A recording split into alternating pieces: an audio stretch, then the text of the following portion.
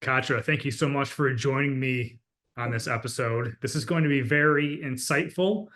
I found you as well as 550,000 people on Instagram follow you. That is Yeah, it's insane. gotten quite well. That Yeah, is it's insane. quite wild. Yeah, Um, but yeah. yeah, you post a lot of topics that are relatable, um, kind of serious, I guess you could say. But I think everybody's kind of dealt with in one way or another, and we can all learn from it. We'll talk about your backstory in just a moment, but yeah, I'm curious. So your Instagram handle as is Untamed Hero. Where did that come from? Okay, first of all, thanks for having me. And I love that you're asking this question. Nobody has asked me that. And I've thought of the answer already before. And really, it's a combination of two things. One is Untamed, which comes from Glennon Doyle's book, Untamed, Hmm. which for me was completely life-changing.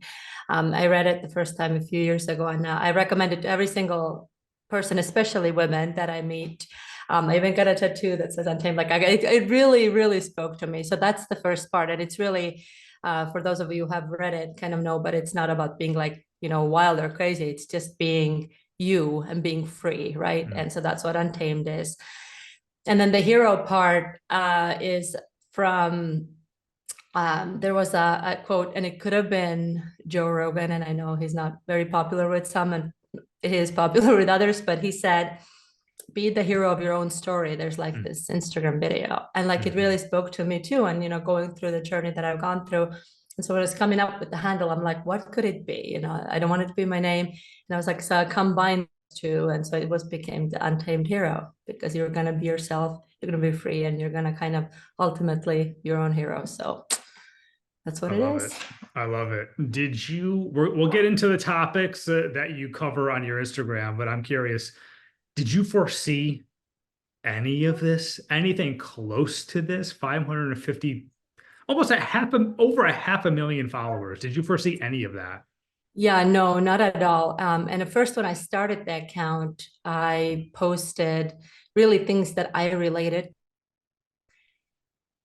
No, yeah, I posted things that I related to it, and then it just started growing. And I'm reposting other people's posts that I see that are great as well, because there's Mhm. so many great creators there, experts. And so I post, and I obviously give credit to them. Um, and then it's like surprising that it grew, but then also it's like, wow, 500,000 people know this pain or know this Mhm. thing. So it's like this two-headed sword almost. Yeah, it's pretty wild. So you just brought up pain. Let's just kind of get into it if you don't mind. Kind of take me through your backstory, what you've dealt with, how you've come out the other side, and what made you create this account to kind of share your story with other people. Mhm. So I moved to America when I was 17 years old from Estonia. And I always knew I wanted to live somewhere else. And when I had the opportunity to go and live with a friend of mine and her mom, I did. And then I got married while after to somebody. And the relationship wasn't very good. And he wasn't who he portrayed to be in the beginning. And then we ended up getting a divorce. And just a note, it wasn't for me to stay in America. I was in America. I had a visa and I was good. It wasn't any type of Mhm. marriage like that.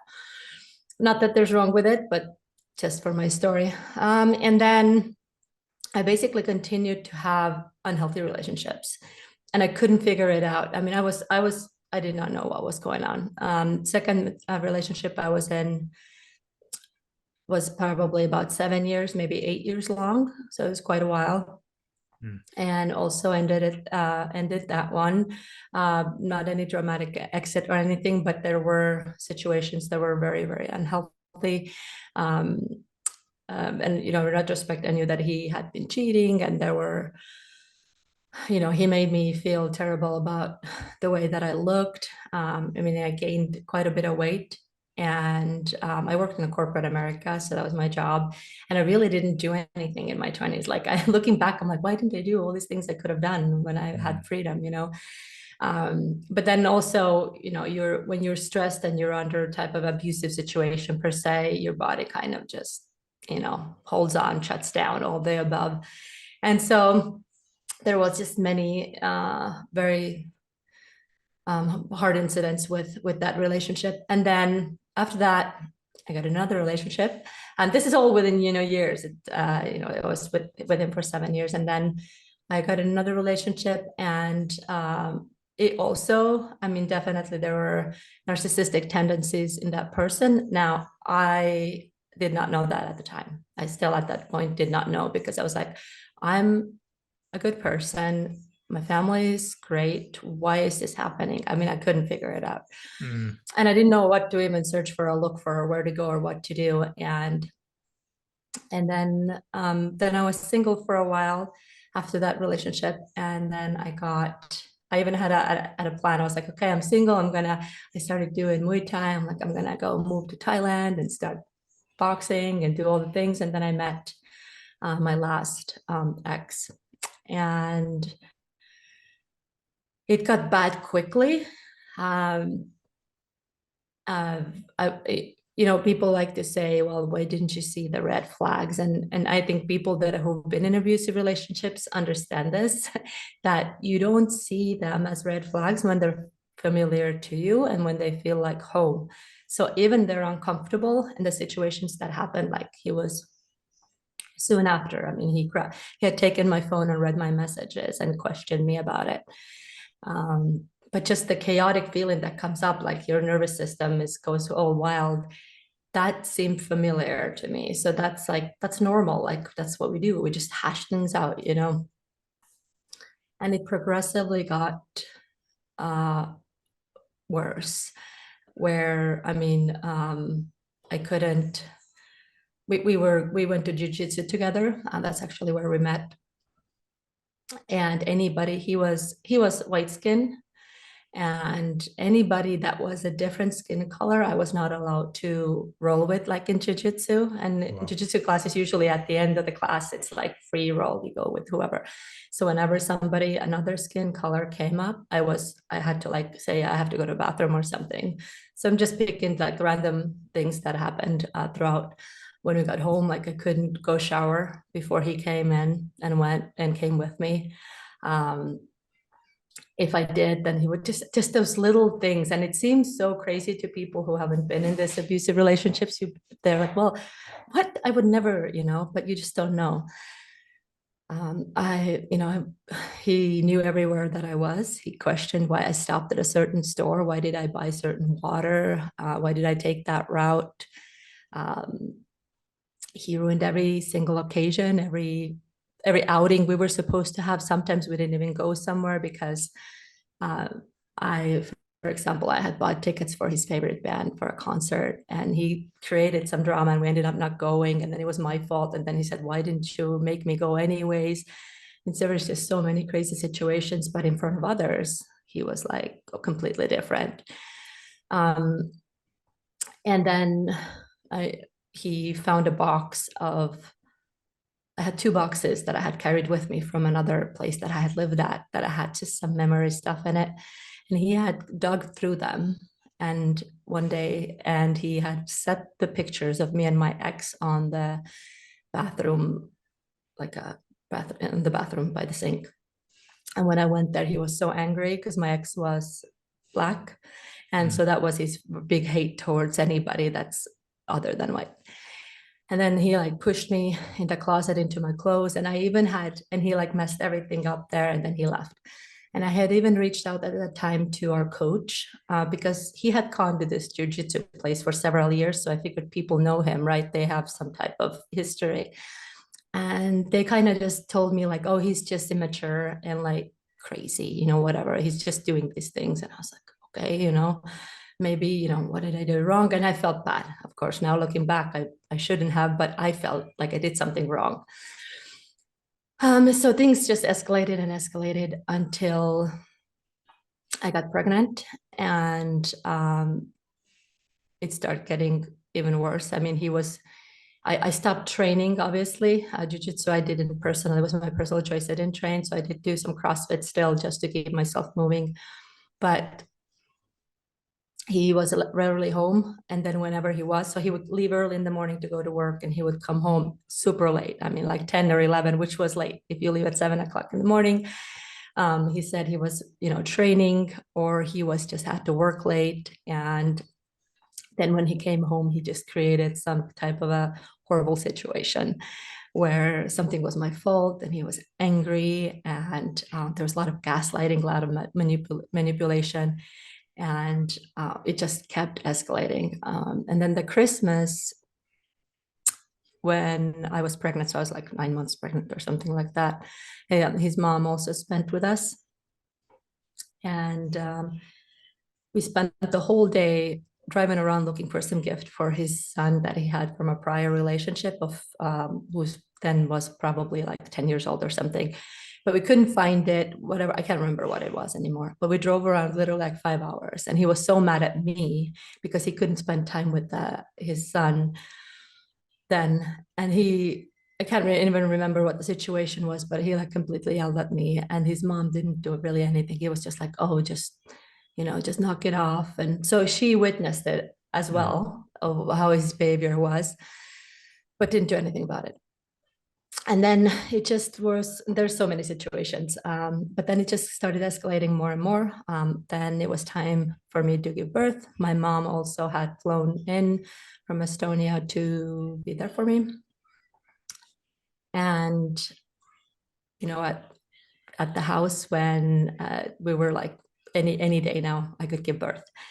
He would go to work in the morning, and then one day I think I had to go to an appointment or something, and he gave a knife to my mom and said that, keep that with you when we're gone. And my mom like freaked out, like, what do you mean? Like, in case something happens, like, that's not normal, like, live in America, it's like, like the neighborhood we were at, it's like a not normal behavior. You need a knife. So that was super weird. My mom didn't really like him, but what are you gonna do, So, and then she left, and I had my baby already, and it was just getting worse and worse. I mean, he was just telling me that I'm probably cheating on him, which was completely out of the blue. Like, it made no sense. There's no way I'm doing it. Like, I'm home with a newborn baby. I know now, looking back, that it's, deflection. That's what he was doing. Again, he wasn't home much at all. In fact, like, I would just sit there. I would just sit there and like no food for my cat, because like I didn't like even have my car sometimes because he was like fixing it forever. And so I would order food from Amazon. So thank God for Amazon. It came within a couple of days. And you can't question them. I mean, you cannot ask, like, why didn't you buy something? Because they'll get just a rage attack. And yeah, it was crazy. And then, but I had to make sure that the food was cooked. And if it was food that we had already had a couple of times, then he was upset about that. And he said, like, how come other people can do it and you can't do it? Like, other people have a kid and they do it all. And, like, and then it was a lot of, you care about the child more than you care about me. And then he was just, I mean, I could feel, I actually posted about that recently, not specifically my situation, but this very situation was that, like, I laid in the bed with my baby and he was there, and I was terrified of him. There was something like this look or that feeling that I got. I was absolutely like physically ill from like being afraid of like that something like something is very scary. And then we had a couple very difficult moments there.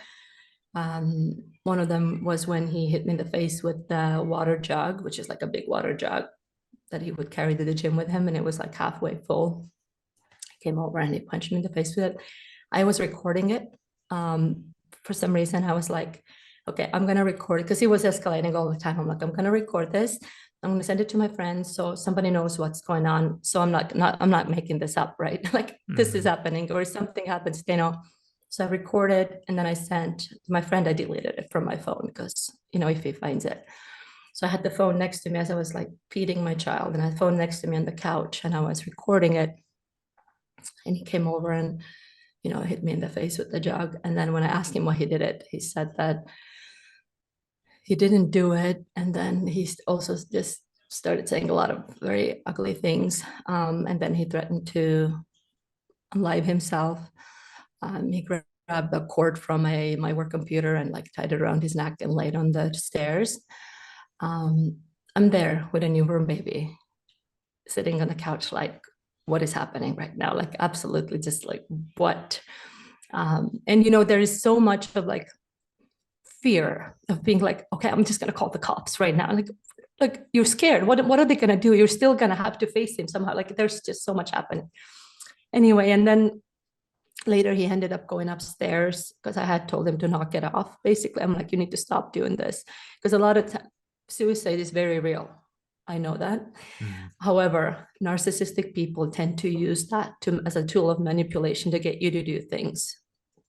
So anyways, so after that night, things were just still very sour. When he came downstairs in the morning, he was upset that I didn't go up there. And that's the first time I didn't go up to ask how he was because my baby was there. And so that was like in April of 2018.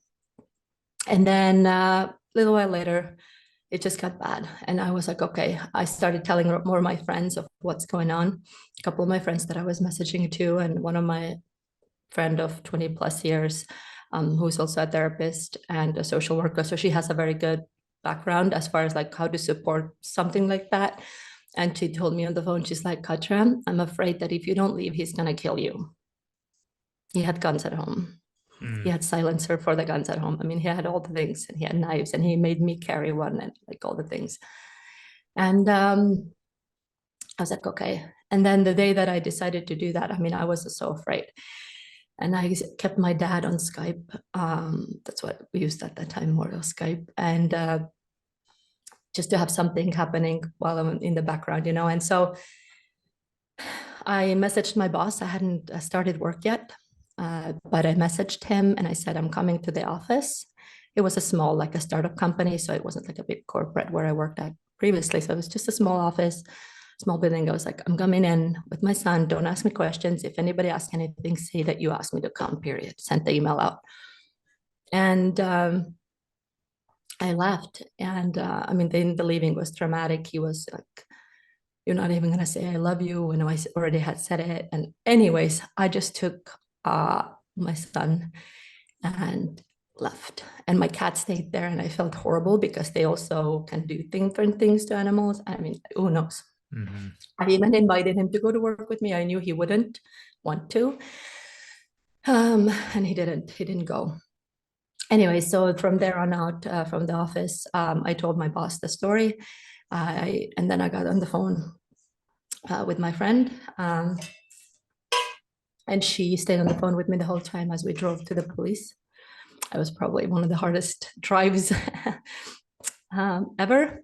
And, looking back, you always see things like, oh my gosh, I can't believe I was there. Like what? And we got there and they sent somebody to the house because he had threatened, unalive himself again. And my friend's aunt came to support us. And long story short, we were able to go back and get a couple of my things with the police being there. And I said, I don't want him to be there. And so they sent him away somewhere. And I gathered some things, documents and my cat, and went to my friend's house. And then we got a restraining order from the court.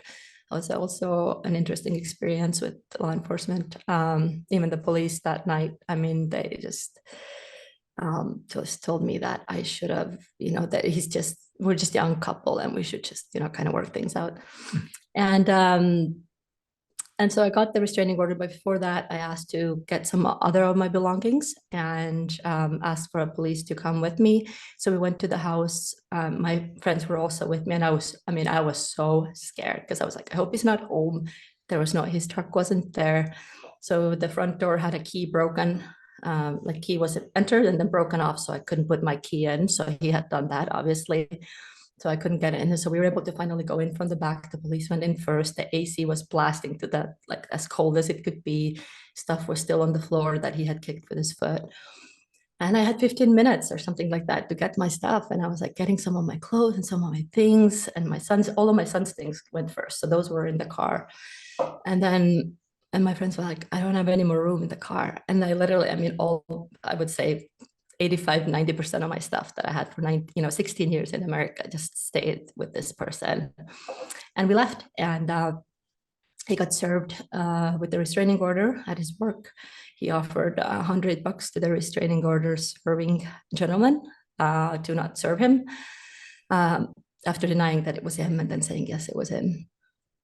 And then we were in hiding, and I was so scared because he was going around to people's houses that I knew, my friends, and they were scared of him.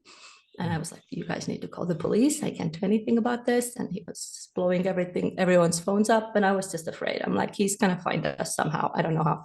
And we left the state and went to my friend's sister's house. And then I mean, it was such a wild time. And so anyway, long story short from there is that we started getting our paperwork together and we escaped to Estonia from America. And then that all kind of busted open, like, why have I been in these relationships? I was listening to a bunch of podcasts and I was reading up on it. I did go to some therapy, but it wasn't very clear. I mean, I think this just wasn't the right therapist who maybe was trauma informed or didn't really know how to dig into it.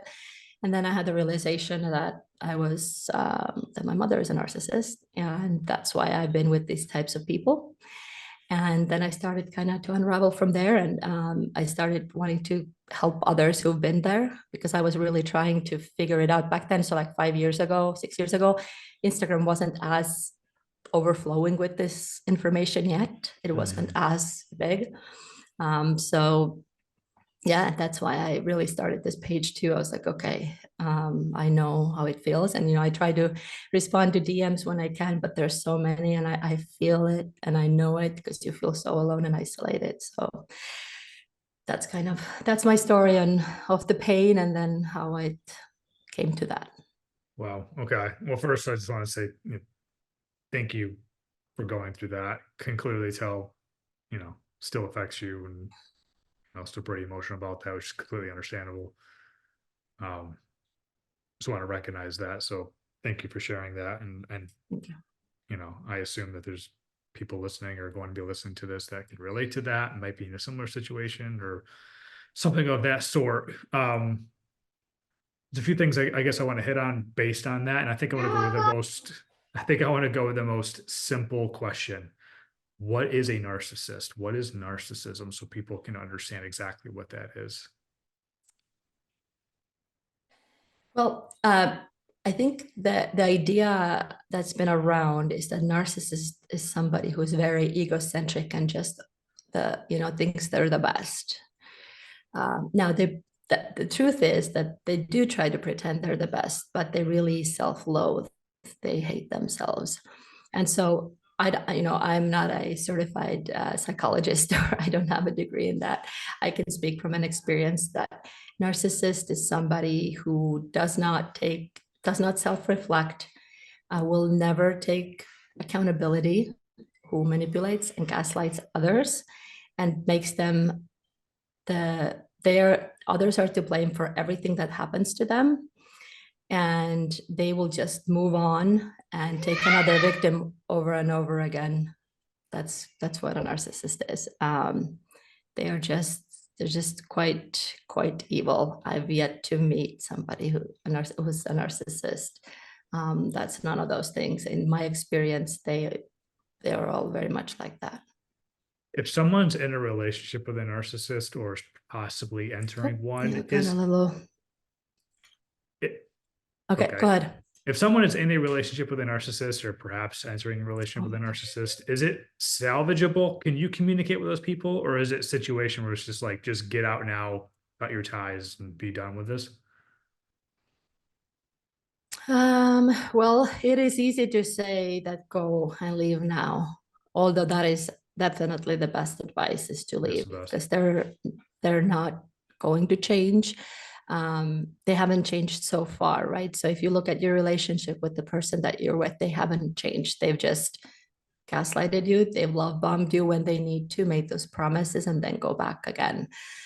So the best is to try to plan what your exit strategy is. I didn't do that because I just went at the moment because it was like, now I gotta go. And that's, it's not the best thing, obviously, and what we don't want to do, but sometimes you have to do it. And so you got to do what you got to do to keep yourself and your children safe. So whatever that is. But yeah, I would say figure out a way to leave and save your life. You only have this one life to live, and they are gonna just keep getting worse. Oof. A term you brought up a couple of times is gaslighting. I want to define gaslighting, if you would, just for people listening to this that are like, I've heard gaslighting, but I'm not quite sure what it is. So if you can Yeah. define that as well. Yeah. So gaslighting is if you're telling me that, oh wow, that's a cool blue denim shirt, and I'm like, what denim shirt? I'm not wearing a denim shirt. I'm making you question your reality and what you see and what you believe. And so that's what the gaslighting is. That is narcissists' very favorite things. I didn't do that. That didn't happen. You're crazy. I never said that. Mm. And then you start wondering, maybe I am. Wait, maybe they didn't say that. And you just start blaming yourself. Yeah. Oof. I think we've all been there. After this incident happened, what made you want to start this account, and like how long did you wait? And then perhaps like when did you start connecting with people after that? Because like I said, like in just the last few years, you've clearly blown up. You have a following, you have a community, which I think is absolutely wonderful. What made you want to put yourself out there and be so vulnerable? Yeah, good question. At first, I posted just posts without my face, without my story. I just posted about narcissism or childhood trauma or whatever, and I was really battling with that because I was like, do I want to speak up? I was scared. I had the fear, which I think is pretty normal. You're like, okay, well, because hello internet. Like once you put something on the internet, there's like people's opinions, things, and I'm like, so it was scary thought. And so I gave myself grace. I was like, okay, well, I'm just going to post, anonymously, essentially, until I feel comfortable, until I feel like I can. And I ended up sharing my story on a podcast in Estonia. Mm. And then I had a conversation with a friend, and she said, once you tell your story, once you speak it out, or once you write it out, nobody can use that against you. It's your story. That is just what happened.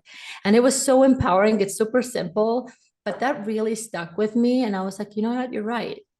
What am I, this is what happened. This is my story. And so that kind of gave me courage to kind of come and share my story more.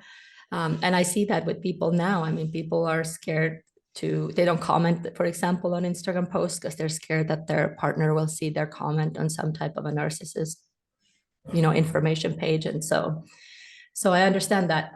So it took me a while to do that, but I do find that, sharing now I'm okay with it, even though I have those emotions come up, which is okay. Mhm. I used to shame myself for it, like, why are you crying, why is this? But that's okay. I mean, it's a normal thing to have emotions. It's normal to cry. And I share my story because I know how, like I mentioned before, how isolating and how lonely you feel. And if you don't have people around you that have been through it or understand it, then sometimes, even if they mean well, they give you not very good support. And so you feel so lonely, and you feel like you're crazy and you've done something wrong. And so that's how I felt. And so I share my story to let people know that they're not alone, and that they can, and I've seen that they recognize themselves in the posts that I've either shared from other people or that I've created. And I think that's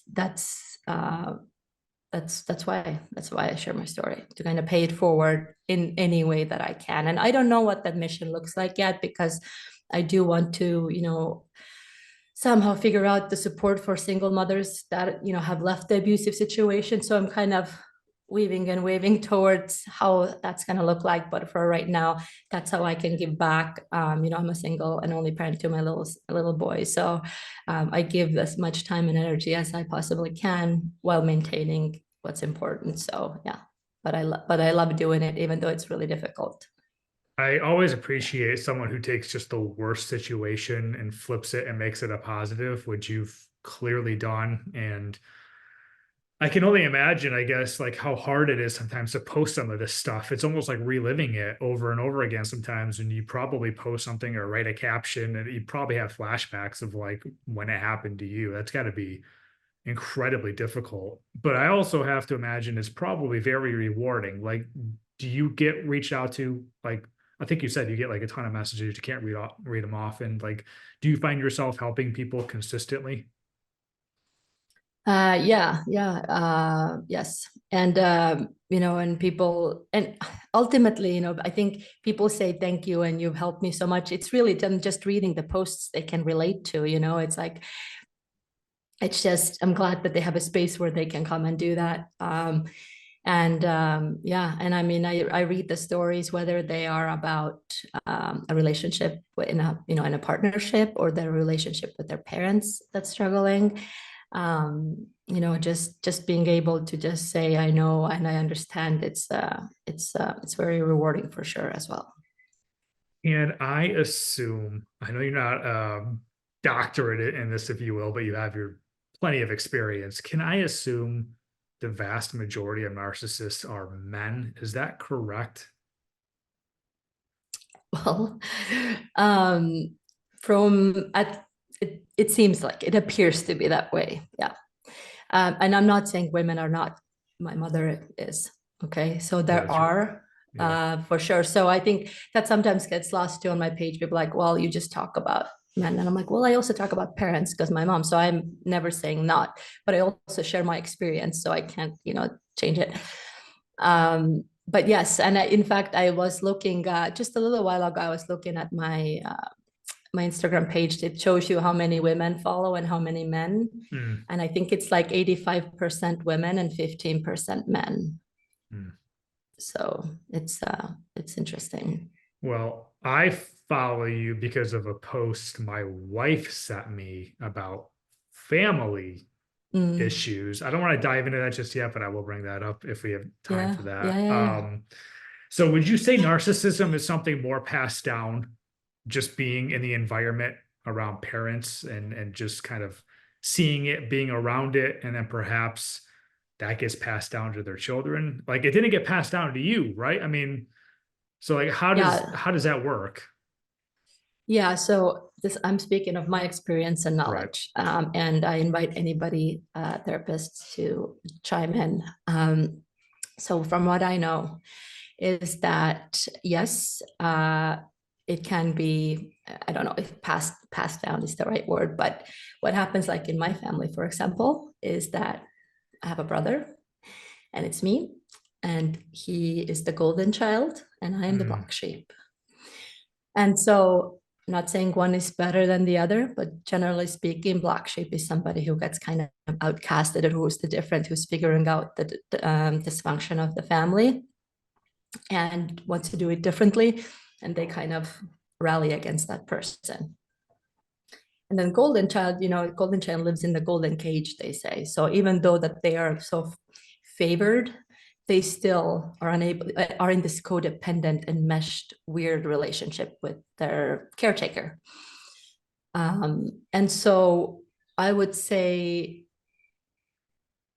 that I have noticed now, that probably some of that narcissism has come down to my sibling, which I didn't know all my life because he was put on a pedestal and I was just kind of there. But I believe that, and that's the thing. It's like, I think people are like, well, if you have two siblings, three or four, you're growing up in the same household, it's the same upbringing. And I mean, it's not true, you're right. And so and especially when you're dealing with narcissistic parents, I mean, if they have favorites and they pin you against each other, or they overshare, they overstep the boundaries, and you have completely different relationships with them. And so, um, usually, and from what I've seen also on the Untamed Hero page, when people comment on the specific topic, it seems like a lot of people have experienced the same, where one of their siblings is then, takes the narcissist title, or they're the golden child. And I'm not saying always the golden child is narcissist. That's not what I'm saying. But it kind of plays out that seems to be playing out that way. This is super insightful. Did you realize your childhood was kind of messed up in that way in the middle of it? Or was it when you were out of it? A little delay here. Oh, you're good. Can you repeat that? Sorry.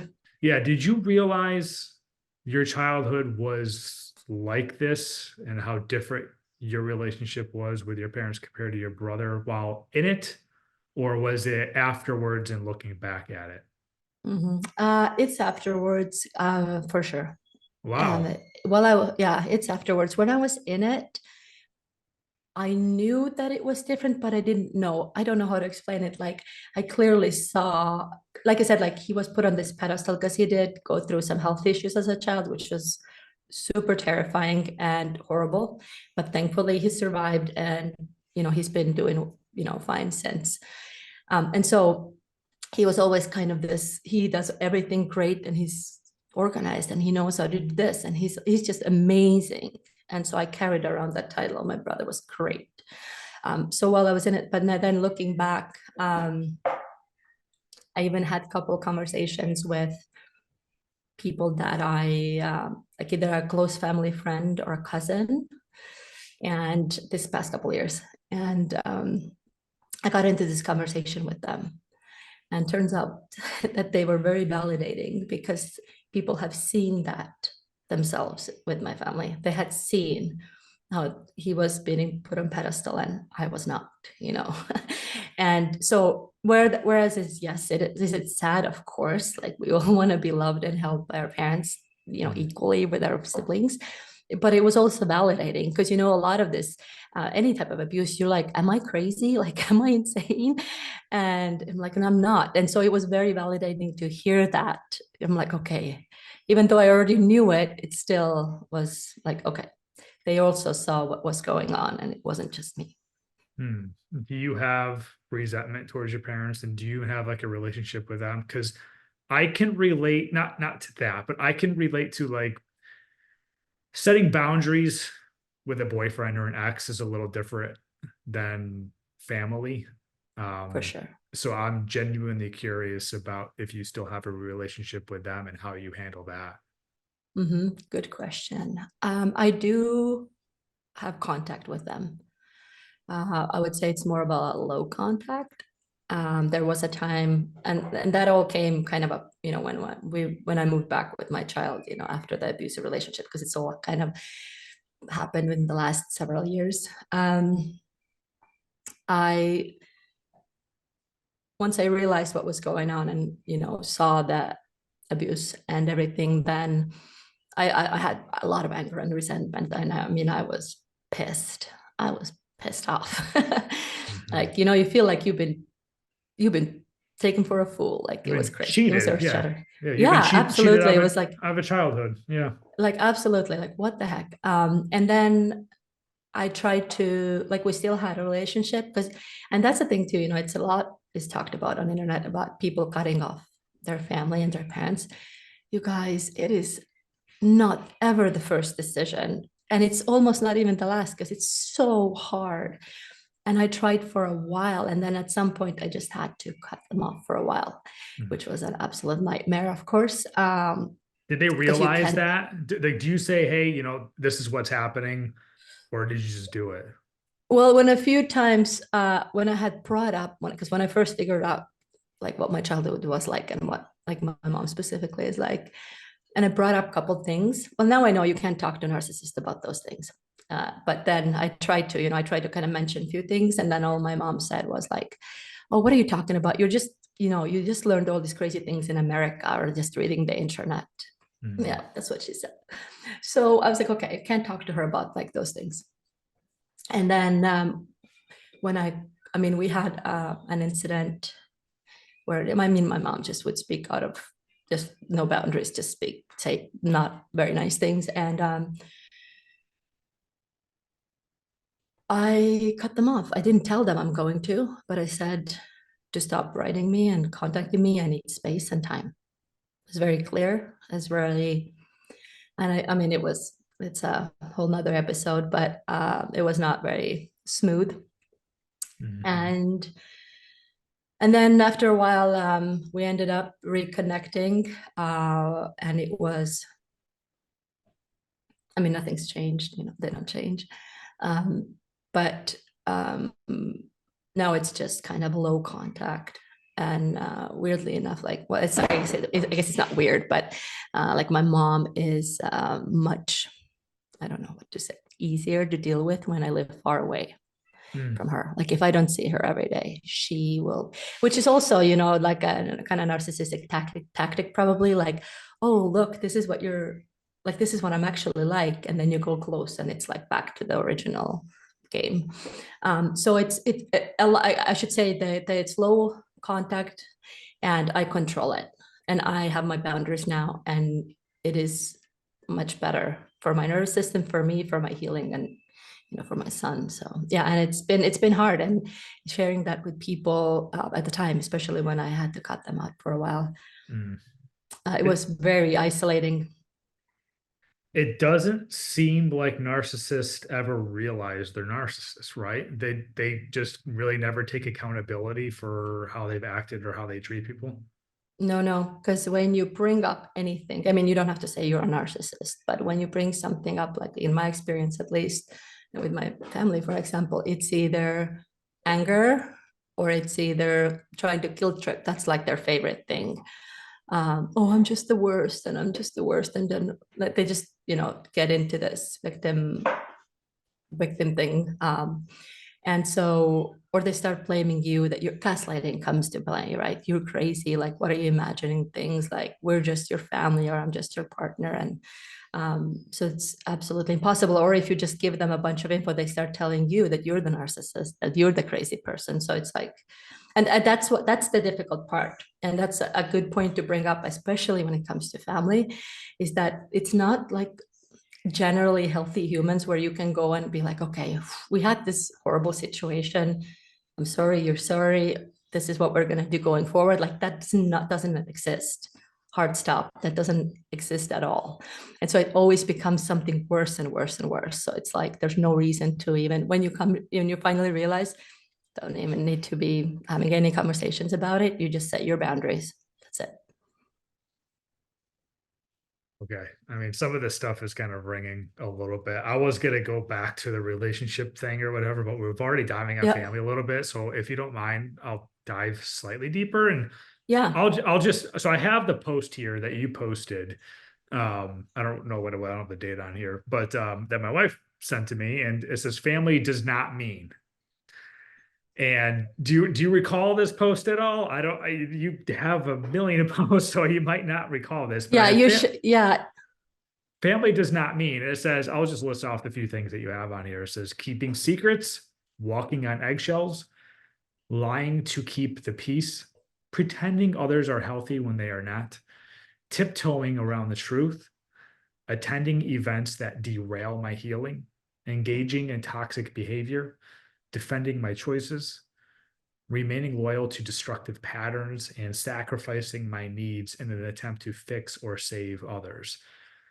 Um, yeah, this I love my family. I love my parents. And I'm not saying I have a terrible relationship with like either of them or either I'm a narcissist or anything like that. I'm not saying that at all. But I will say setting boundaries is something that in 2024 I need to do, and I need to do better, and I need to stick to, um, because I deal with some of this. And like I said, I saw this, and that's why I've been asking what kind of more questions about parents and how your relationship with your parents, what that looks like now. And I think you are a few years ahead of me as far as like having a son. I'm having a son in a couple of months. Did you have to deal with any of this when having a child? And now it's like, this is my grandchild. I want to see my grandchild. Did you have any more issues because you brought someone else into the family, or did that not really affect anything at all? Oh, it definitely affected it because so we moved in with them. First of all, congratulations on Thank you. having a baby. It's exciting. Thank you. Uh, when I had my baby, I moved in with my parents, and so my baby was 4 months old then, and we lived with them about maybe a year and something, too long. And so it could have been different if I lived somewhere else, maybe. But I lost everything. I lost everything. My job, I got fired because my boss was scared of my ex. I mean, I lost everything. So I had nowhere, I had nothing. So we stayed with them. And so my experience was, it was a lot of, I wasn't good enough still. And my mom knew better how to raise him, what to feed him, what to put what clothes to put on him. Mm, Um, Same with my dad. I mean, I was feeding the child. They would come and interrupt, always create this absolute nightmare in the kitchen. I mean, it was horrible. It was absolutely horrible. I hated it. Now, my son does have a good bond with my dad. My dad is definitely the nicer parent. The person that in therapy, I went back to it and I realized that actually I was wondering why my dad never stood up for me. And so he's really, even though maybe he's probably been abused by my mother or being under that control, he also has the option to do something about it, right? So I really, I did struggle with, especially when I set those boundaries with time and distance with them, that, okay, well, he's the grandpa and he likes my son and all these things. But they were just way stepping over boundaries. I mean, even to this day now I'm better, but soon after I had moved out with my son from their house. I mean, sometimes I would be just home alone, like, okay, I'm gonna go out with my son, and then in my head it'd be like, oh, you're putting the wrong clothes on. Are you doing something wrong? Like my parents' voices were like in my ear, still like ringing. I was so worried that I was doing wrong because that's what they've told me all the time. It's the wrong mm. food. No, you should be doing this. Are you going? Where are you going? It's this constant pressure and anxiety. So yeah, it was definitely not. And I didn't experience this where, oftentimes they're saying that grandparents, if you had a rocky relationship with your parents, then they're excellent grandparents. Well, I can't say that, I think my dad has those moments for sure. He does. He does. He's very good with kids and he does have those very good moments. So I have love for my dad. But not my mom. I mean, I wouldn't say that at all. Mm. So it did. I mean, and it could be different for everybody, of course. That's just my experience. Yeah, I think the thing I'm relating to is the whole guilt thing. You've said guilt a few times. I've done a few episodes recently on guilt and shame. It is something that I've realized now that I'm older, going through therapy. I'm getting my eyes open a little bit about guilt because I constantly feel that like I'm not doing enough. I'm told that I'm not doing enough. I should have done this. I'll have a conversation about it. And a few weeks later, it comes back and I still didn't do that same thing. It's like, why are we still talking about this? Mm, It's consistently held over my head. Um, so I'm not sure I can relate to you as far as the narcissism thing goes, but as far as sure. the guilt thing goes, it's like, one of the reasons I created this podcast was to be honest and to be vulnerable, be out there. And that's exactly what I'm doing. And this post right here that you posted was the main driver of creating the pursuit of happiness 3.5 years ago because of my family situation was just weighing on me so bad that I wanted to Mm, talk to people that were finding happiness, finding ways out of their situation, pursuing their passions. And so it 3.5 years yeah, I later, love that. I guess, thank you. I got sent this post and That's still good to dealing, read. still dealing with it. Um, I don't know how much I want to touch on that, but it's just like you are posting things that are extremely relatable. Um, I might as well just ask you, do you have thoughts on guilt, especially coming from parents with your experience and how you've handled that? Yes, yes. Thank you for asking. And I'm sorry that you had to deal with it. I know it's hard, especially when it's parents, especially when it's your family. Yeah. It's very hard, and I've dealt with it too. And it has gotten tremendously better now. And it's also great that you mentioned that you go to therapy, and it's great to do that. For me, because my parents are big on guilt. I mean, when I used to live in US, for 16 years, every summer I would go back to visit. I was there for 2-3 weeks, and every time I went out with my friends or something like this, I would get like, oh, why aren't you here? I can't believe you're not with us. And it was all this guilt tripping all the That's time. what So I I was get. always torn. Like whenever I was out, I was like, oh my God, I should be home. Why am I not doing? I'm like, they're crying. I mean, it was like this, right? And back then I didn't Hmm. know why. It was so just stressful. So I know that is such a awful feeling.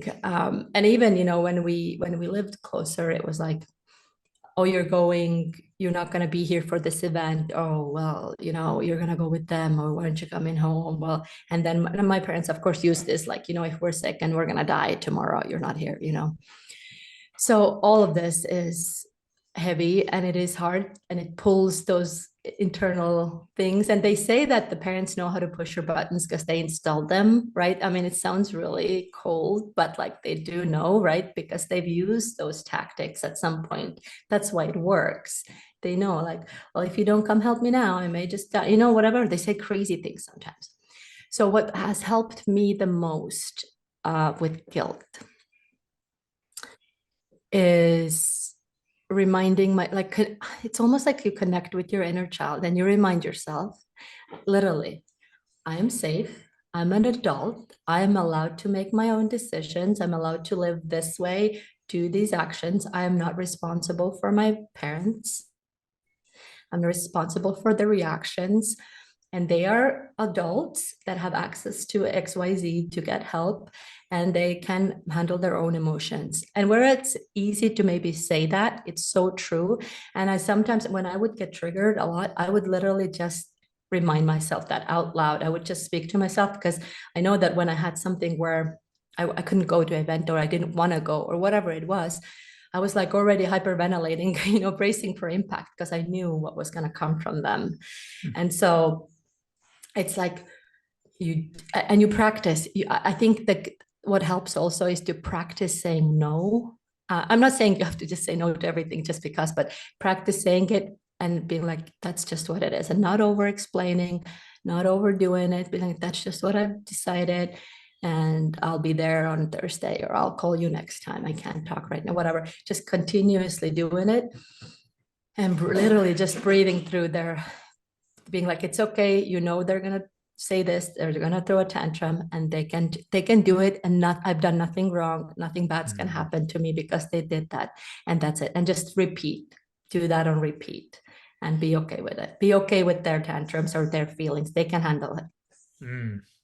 I appreciate that. That's something I'm going to practice more for sure. You said a lot of things I related to right there in the last few minutes. I find myself, it's hard to make decisions without being concerned how I'm going to make them feel, which sucks. It's not very often I make decisions for myself.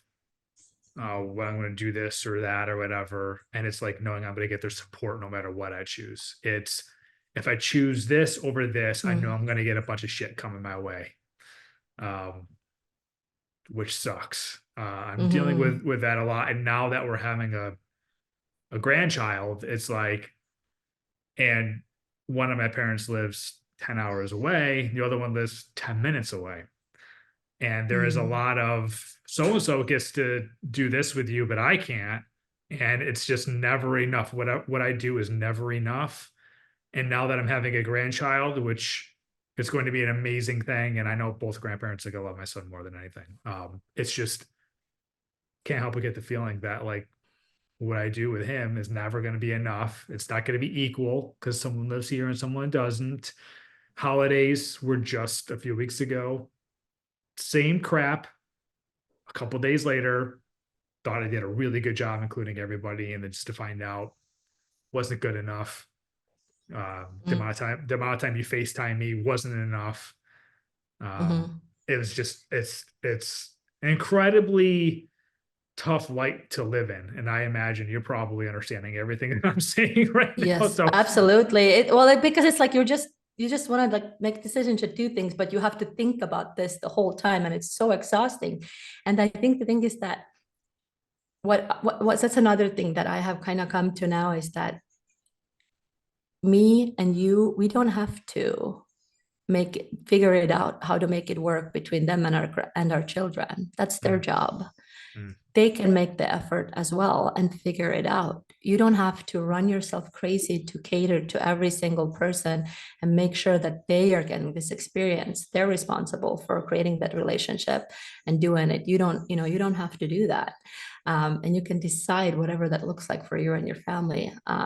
But I definitely, yeah, because like I said, like nothing is ever enough, and then that's it, and that's never like it's never going to change. So only thing you can change is just kind of your boundaries and like how you deal with it, and be like, well, just our decision is to do this. You can come, or if you can't, I understand, and that's what we're doing. You know what I mean? And it's like, and it seems harsh at first, and it's okay, it takes time, and you don't have to be harsh or mean about it ever.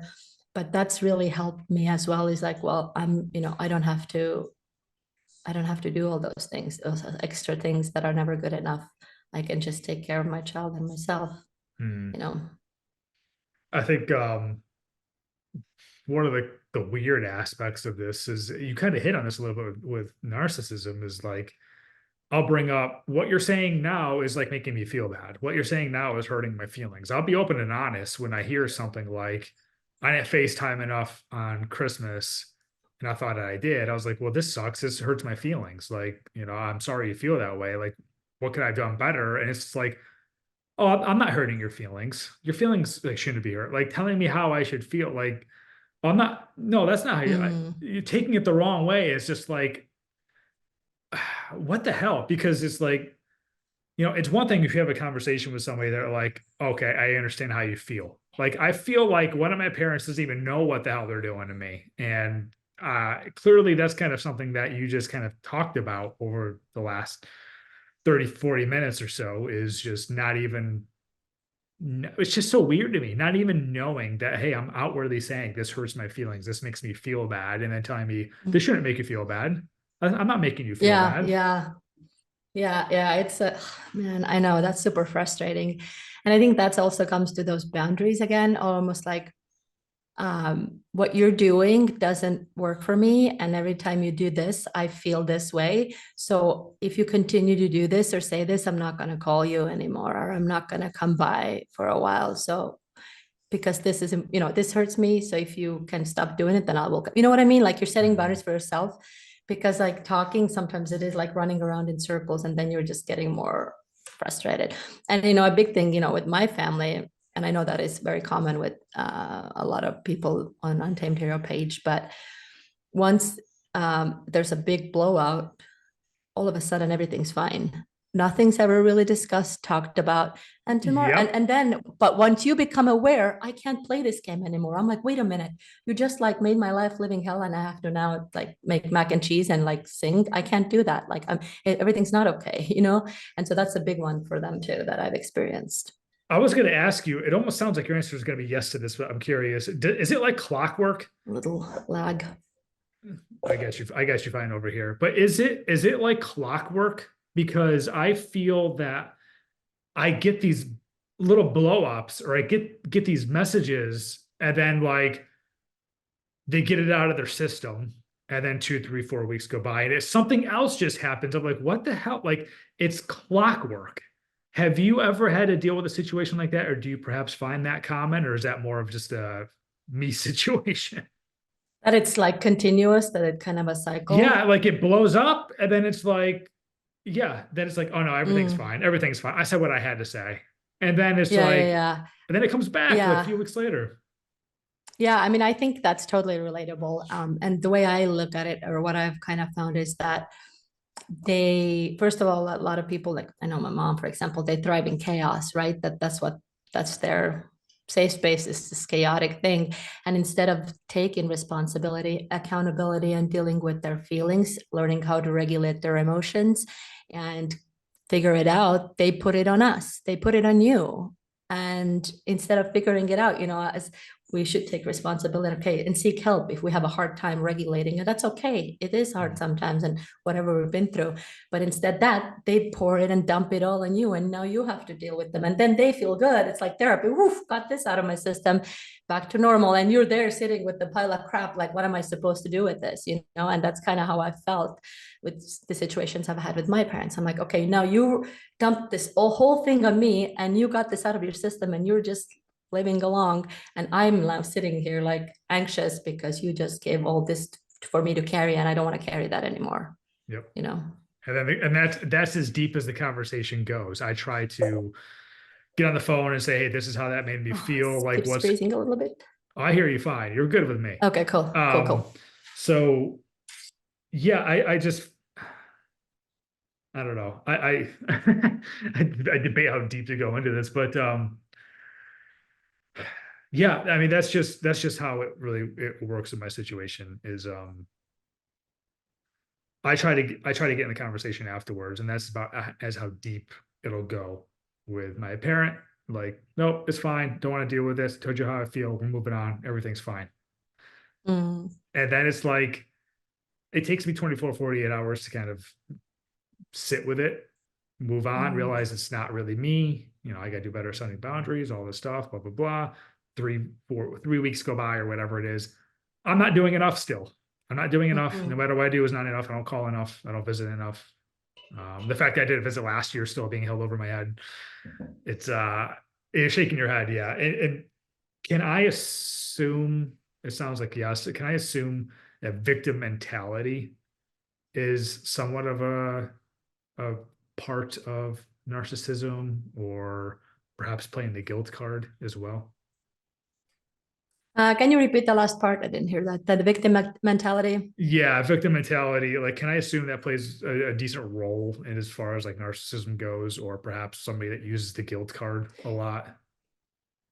Yeah, I would say so. And I know the victim mentality gets thrown around a lot. And it's people who've really been victims. Like, I don't have a victim mentality. I was literally a victim of abuse.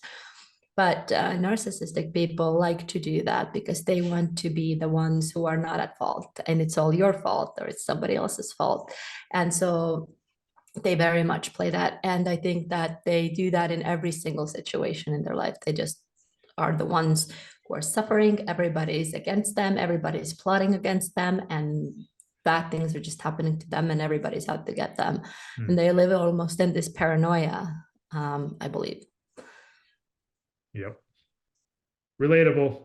I know we talked a lot about family, but we're all intertwining this for everybody. We just talked about like a red flag. And one thing I really wanted to hit on was, for somebody that doesn't know if they're in a relationship with a narcissist, they're perhaps still getting to know the person. What are some like really common red flags that people can look out for? Good question. Definitely very, very quickly, like jealousy type of things, like looking through your phone.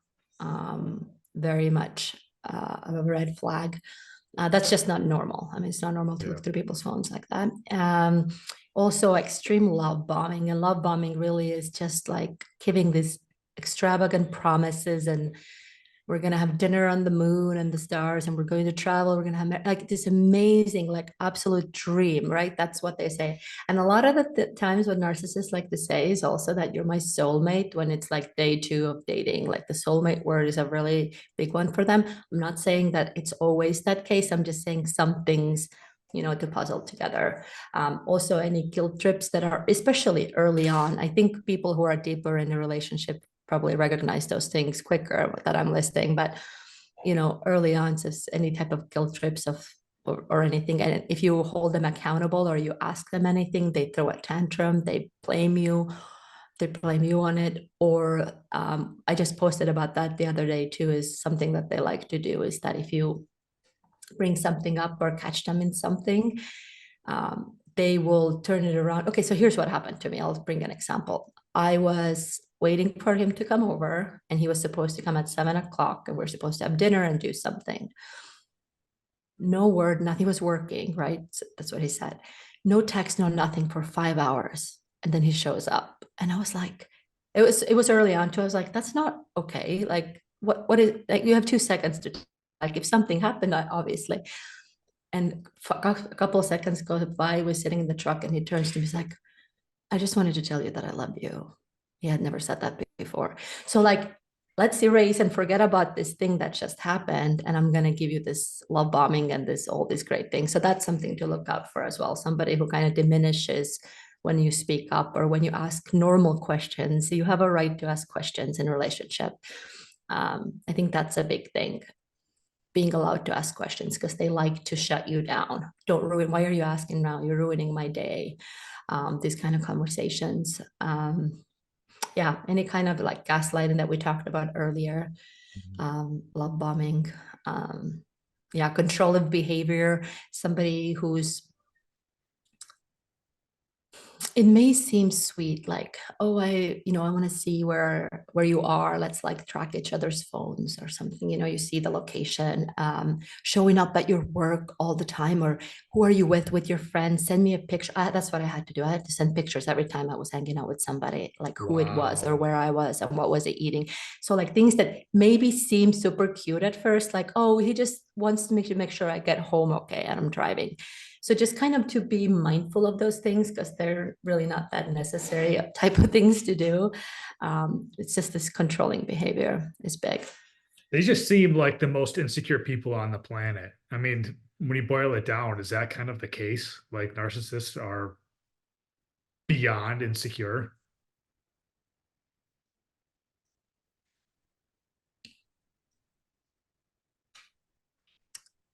A You got me? little delay. A little, you kind of froze for a second. Can you Okay. repeat that? Sorry about Yeah, that. no, I'll cut. Narcissists seem like the most insecure people on the planet. Is that kind of what it boils down to? Is them just being extremely insecure? Yeah, for sure. For sure. I mean, I think they have absolute self-loathing, and they refuse to do anything real about that. They will not do anything about it. So instead, they will bring others down. I mean, it's a good old saying, misery loves company, and that's what they do. And Wow. oftentimes that they are envious of you in some way, whatever way that is. And if things go well, they won't celebrate that much when things go well for you. So they try to kind of bring you down, and that happens a lot in relationships. You'll see, for example, a woman is in a relationship with a man. I'm speaking from my experience and people that I've seen. So whatever gender, you can apply to that same thing. That's just my experience. Is, the woman is losing herself. She's not anymore with friends, and she's not doing her activities or cool things that she likes to do. And she's just disconnected, and she's just letting herself like, I'm just talking about go. Like, she's not doing things that bring her joy.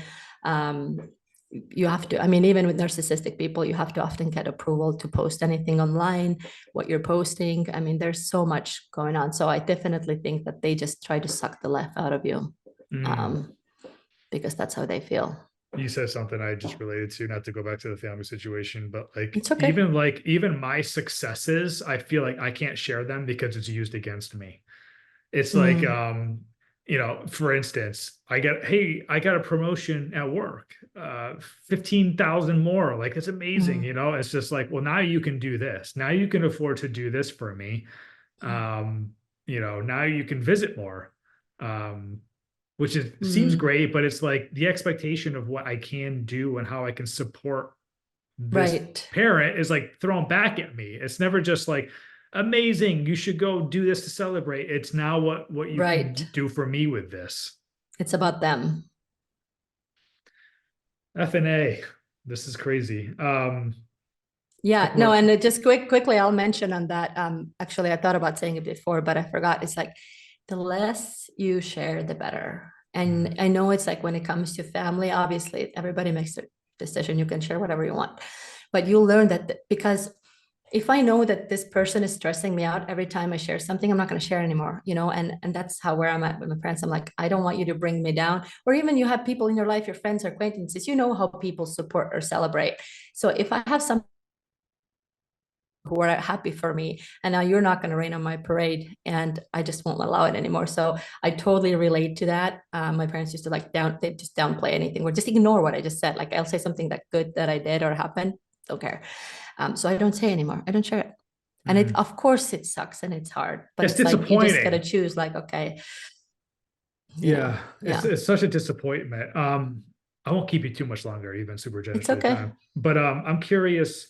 One question I was going to ask you a while ago is for someone to stay in this relationship, is it more of a comfort thing, or is it like the highs are just so high that the feeling you get is amazing when it's not terrible? Like, what are your thoughts on that?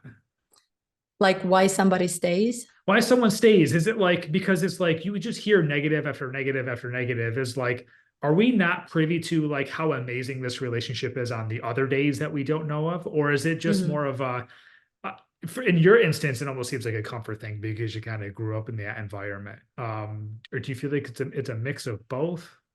Yeah, I mean, it's a mix of a lot of things. Fear, you could be scared. You don't know what to do. I mean, it depends on your situation. You're scared. So often they'll say there's financial abuse. Let's say you have no money, you have no education, you have nothing. You can't take like you can't fight them in court. You don't want to lose your kids, so they stay.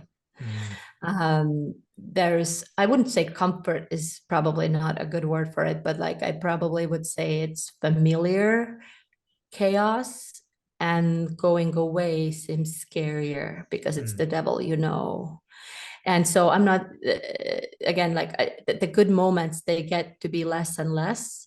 So, and they're also, they're not good moments, they're part of the abuse because they're part of these breadcrumbs they're throwing to keep you there and to keep you going, and gaslight you thinking like, oh, it's actually great, and that you're causing them to turn into this evil monster that. So I think there's so many variables, and I mean, for me, I'm so grateful that we got away. So grateful, and I know so many don't. And I really, really, it's so sad, and I really, really feel that because a lot of people don't have anywhere to go. Where are you gonna go? They're gonna come after you, she or he, whatever. It's like, where are you gonna go? Because once you make that decision and you leave, you still have to deal with them somehow. So what is it gonna be? And so I think there's just so much fear. I think fear is the biggest thing. that was my next question, honestly. I almost hate the fact that we waited an hour and 15 minutes to get to this, how to help. Like, what is your um I guess what's the word I'm thinking of, advice for somebody that knows that they're in a situation like this and Little freak. they need to get out and they need to leave.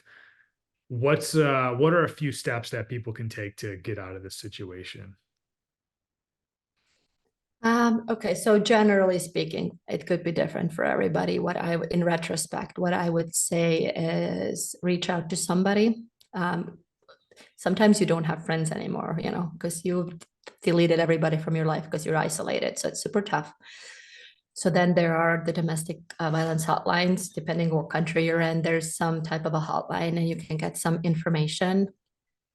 Um, and it seems really scary. Listen, like I had a real fear about like, are we gonna have to go to some shelter with my son? And it just made me feel it was such a scary thought to me. I mean, Mm. like think even for you, like you're about to have your son. Think if you had to just go and stay in a shelter with him tomorrow, you had to leave your home. Like it sounds so scary. So I know that it's just a scary time, but I would make sure to reach out to somebody, to share what's happening if you haven't yet. Make sure that if you can plan, and I know that there are, and maybe I'll post that as well, some good like a checklist to look through, but make sure you have your documents, your any important documents that you need or your kids need. Um, and so it depends, right? So are you going to plan to leave? I mean, I wouldn't say, okay, rule number one, don't say anything to the narcissist about your plan. That's rule number one. Nothing. You're not going to talk them into it. You can't even say that as a like, I'm going to leave you. They don't care. I mean, they're going to make it worse. Something bad's going to like go down. So don't say anything and just do it on your own. Um, sometimes like I'm just, let's just say that you don't have to just escape immediately. You just can plan for it and then get some legal advice. If you're married, you gotta figure that out. And I know that's scary for a lot of people. I mean, it just seems like such a big burden. Like, how am I going to deal with all of these things, right? And it can be so much, but all of that, going through all of that and leaving and working through those things, you don't know the answers right now, but you're going to figure it out one step at a time. I firmly believe that, like, when you make that step, when you take the step, take that one action, you're going to be seeing more opportunities and more ways that you need. Like, more things are going to appear as you go, but you have to take the step to make the decision. Because then we see more things. We see more of it. Okay, I can go there. I can do this. I can figure that out. But reach out. I mean, and on my page too, I mean, I've had people reach out, be like, hey, do you know any therapists here, or do you know any lawyers in this place? You guys can reach out to me, email me, and I'm happy to post and have people find somebody for you if you need to. Um, so, one second, please. Okay, I'm almost done. You have that to look forward to. I know. So yeah, so I would make sure to reach out to somebody, make sure that you get your documents, because that's often a thing, that's an important thing. And don't worry about all the other stuff. Like, I'm not saying you want to lose your things, but I left all my stuff behind that I had for 16 years. They're just things at the end of the day. Did I have like missing them? Yeah, sure. My sweater, my cozy sweater, are things I had for 16 years. My whatever things, but they're replaceable.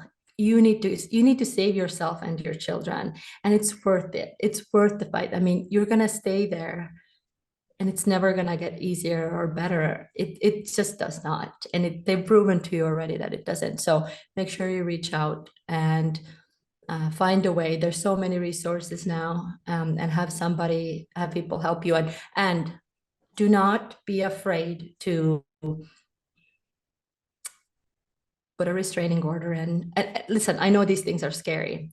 It is a scary time, especially when you do those things. But what happens is, like, what happened to me is, when I was going in for the restraining order, the court granted it after giving me a hard time about it.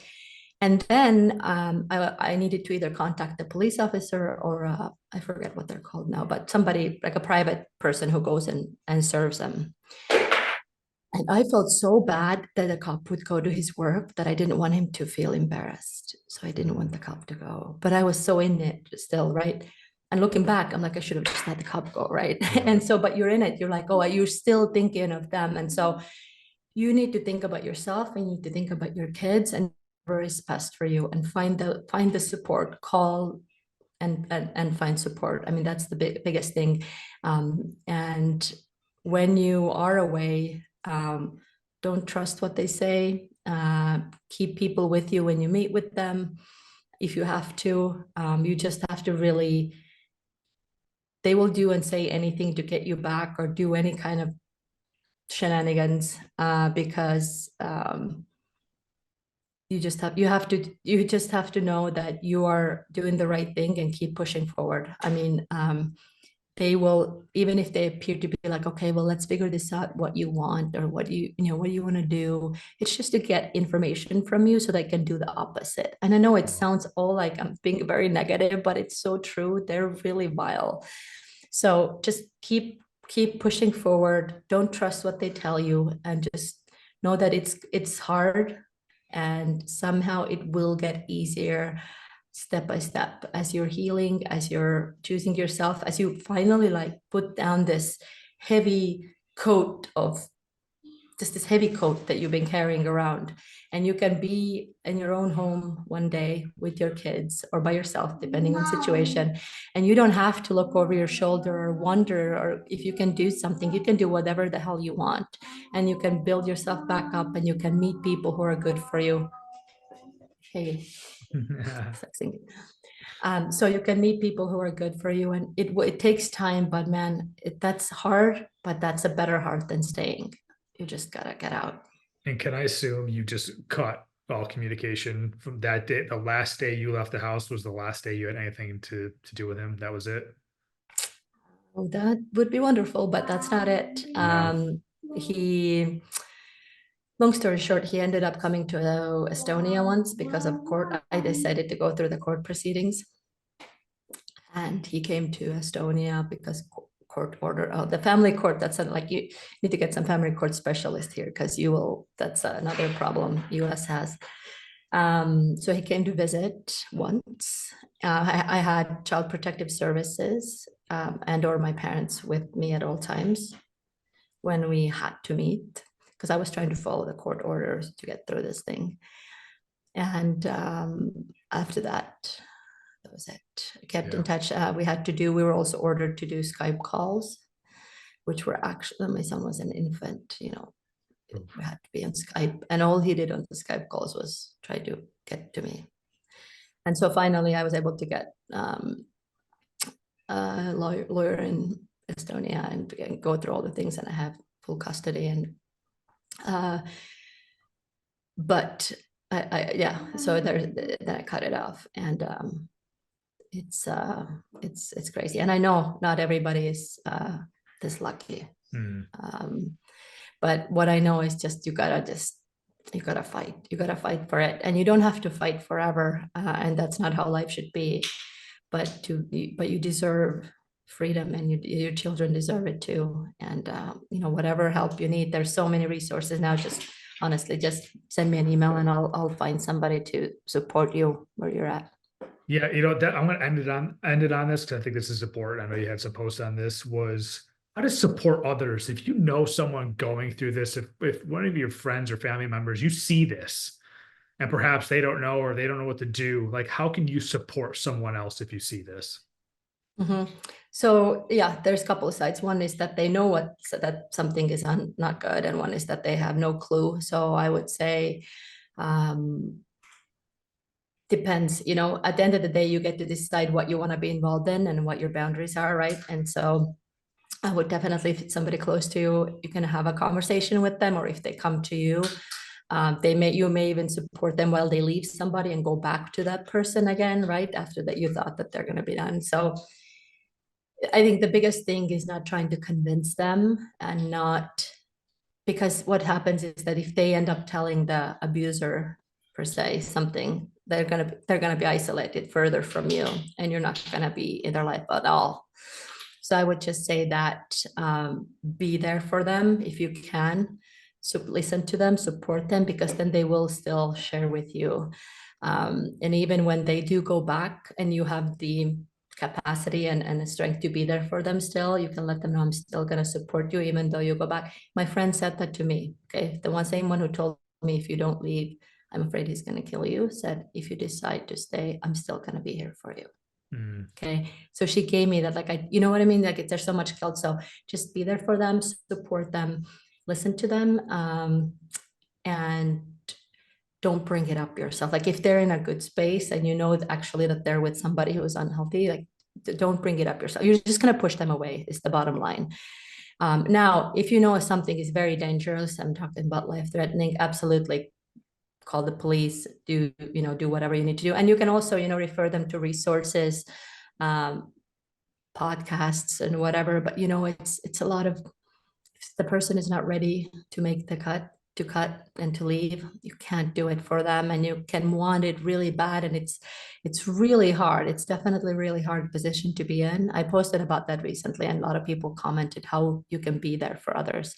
And it is hard. But a lot of people who were in abusive situations were like, my friends left me and they weren't there at all. And so it's really hard, and of course it's not everybody's responsibility. People have to get through their situations, but if you can be there, listen, and help them to seek help, if you can. And I know that's also, oftentimes dangerous to like send them any type of info about it, because their spouse or whoever may see it, and then they'll get in trouble. And so just listen to what they need, and if you can, support them with that. And then, I really appreciate all that advice. That's just such a tough situation to see someone go through that. It's so frustrating for some.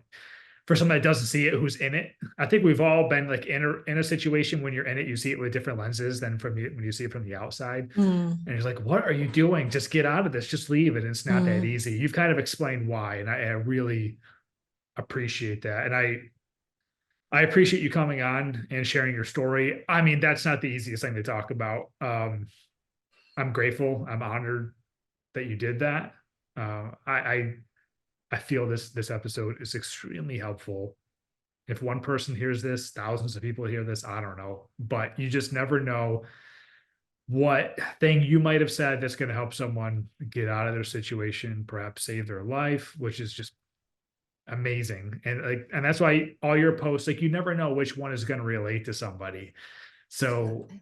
I am very thankful that you turn this terrible situation into such a positive for so many people, and you're helping so many people. I mean, that's the best thing you Yeah, can do with this situation. You're doing it. So I know you said you don't really know what it looks like in the future, but I think you just kind of said, keep taking the steps and you'll figure it out, because that's it. you're doing a lot of good. I can't be more thankful for you Yeah, accepting thank this. you. Yeah, thank you. How do real quick before I let you go, how do people follow you, contact you, work with you, share their stories with you? What's the best way Ye- to do that? Yeah, so Instagram, Untamed Hero. You can find me there, and email is untamedaware@gmail.com. Those are the best ways. And so DMs, I go through them and I do my best. It's impossible to do it all, but you can email me, and that's more of a chance that I can read it and get back to you. But yeah, reach out to me, and yeah, thank you for this opportunity to share my story. And it's been a great conversation. It's quite a heavy one, so It is. gonna go. But it's important. It's important to talk about those things. So thank you for giving this opportunity and space. It's heavy, but it's real. And like I said earlier, like, this is where the reason I started the pursuit of happiness, and the pursuit of happiness includes a lot of bumps along the way. It's a constant journey. It's a struggle. Unfortunately, this is part of it for a lot of people. And just because you go through this doesn't mean you can't ultimately find happiness. So, Katra, thank you again so much for joining me. Come back anytime. We'll continue the conversation. We'll Thank you. follow you along your journey, and we'll talk soon. Thank you so much.